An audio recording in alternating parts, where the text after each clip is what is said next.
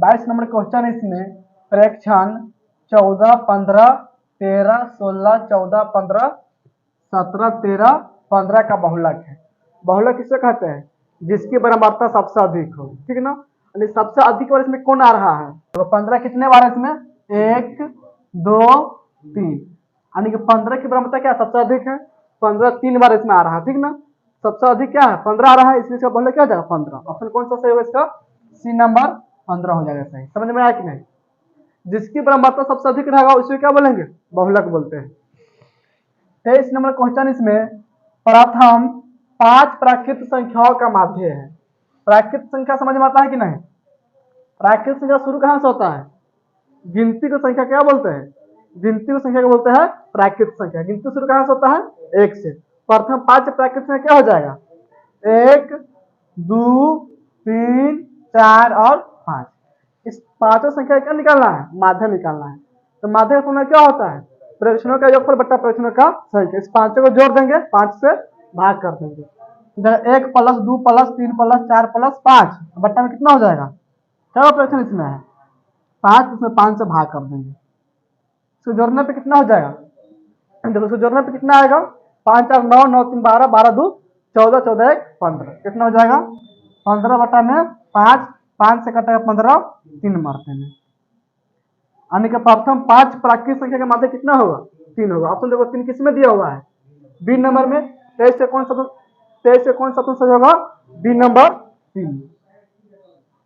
देखो next question इसमें है 24 नंबर परीक्षण इसमें है 8, 12, 7, 14, 6, 13, 14 का माध्यक है। माध्य कैसे निकालते हैं? सबसे पहले इसको आरोही क्रम या अवरोही क्रम सजा लेंगे, यानी बढ़ते क्रम या घटते क्रम। देखो इसको हम क्या करेंगे? पहले बढ़ते क्रम सजा लेते हैं। बढ़ते क्रम में सजाने के लिए क्या करेंगे? सबसे पहले छोटा संख्या लिखेंगे। इसमें सबसे छोटा क्या है? देखो तो सबसे छोटा 6 है, तो 6 लिख लेंगे। अब इससे बड़ा देखो 6 से बड़ा क्या होगा? इसमें 7, फिर इससे बड़ा क्या होगा? 8, 8 से बड़ा 8 से बड़ा क्या है इसमें? 12, 12 से बड़ा क्या है इसमें? 13, 13 लिख लेंगे। 13 के बाद 14 भी है। 14 कितना बार इसमें?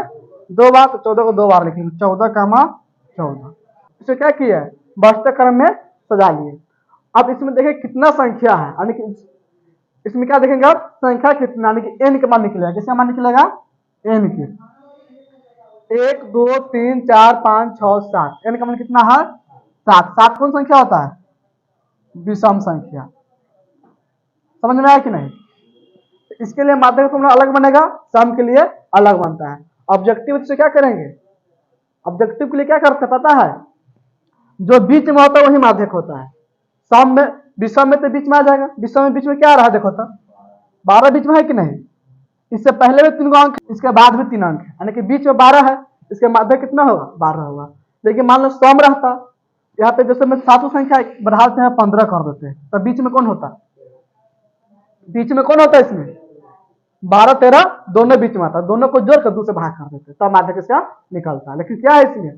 15 नहीं है, यहाँ पे नहीं ना है, तो एन का मान क्या है? इसमें विषम है तो बीच में आ रहा है, तो बीच में क्या आ रहा है? 12, इसमें इसका माध्यक क्या हो जाएगा? 12।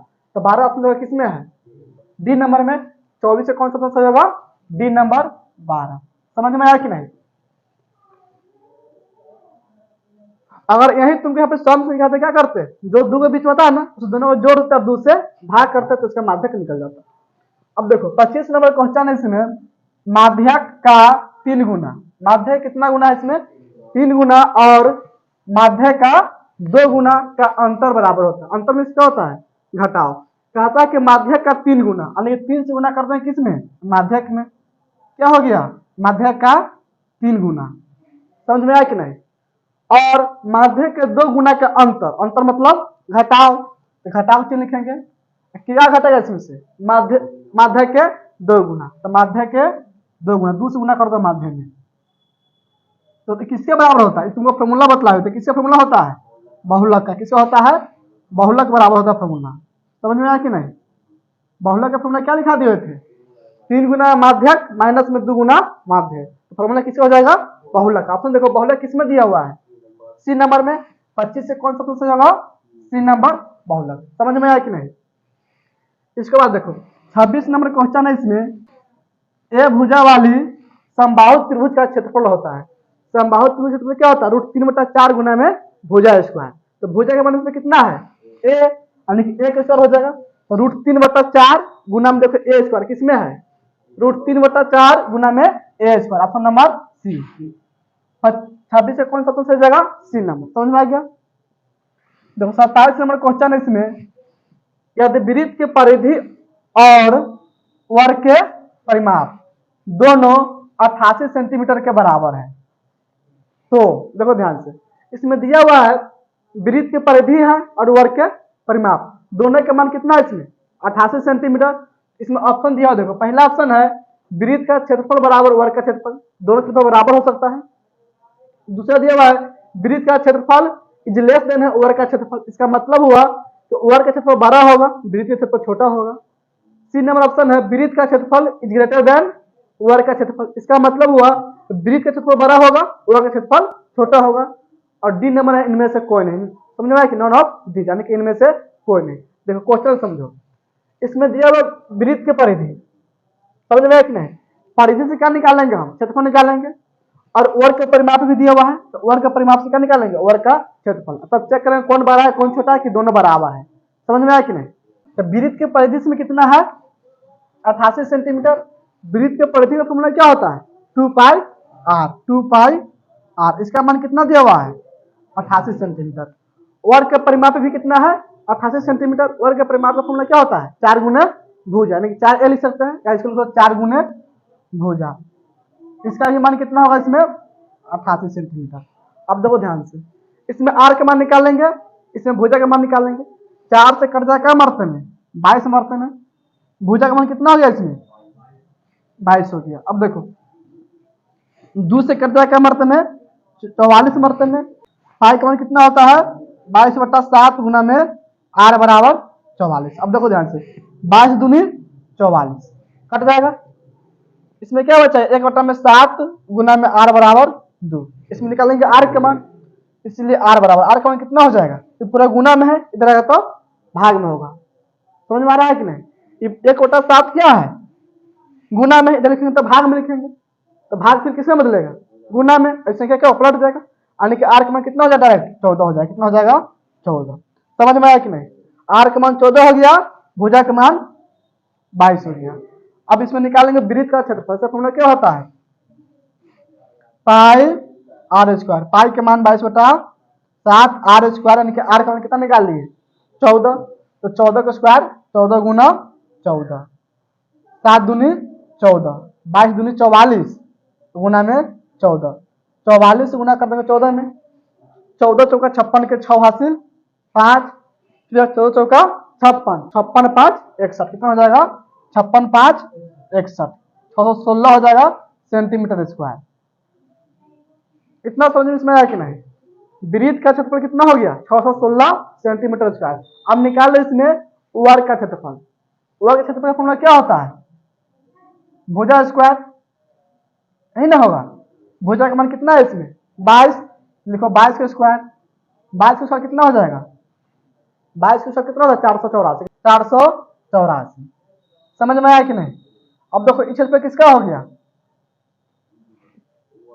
वर्ग के। अब देखो दोनों बराबर है, समझ में आ रहा है कि नहीं? या कौन बड़ा कौन छोटा है? वृत्त का क्षेत्रफल बड़ा है और वर्ग का क्षेत्रफल छोटा है। वृत्त का क्षेत्रफल, यानी कि वृत्त का क्षेत्रफल क्या होगा?